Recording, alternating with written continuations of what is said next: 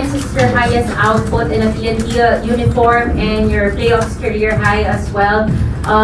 Talk about yung decision making. Take us back yung naging thought process mo, the last few plays, even to the last play na you just threw the ball. It was a smart decision as well. Yun nga yung lagi kong sinasabi sa interview and sa mga sinasabi sa akin na kailangan importante yung decision making ko sa loob.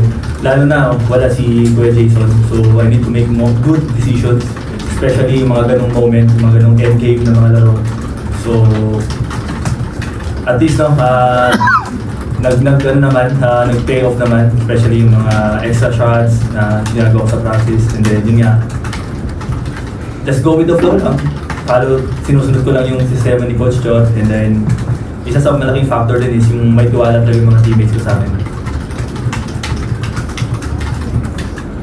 We now open the floor to questions from the media. Great, congratulations. Kung sa go-ahead 3 mo, anong usapan nyo? Siyempre, kumpiyansa ka na buong game.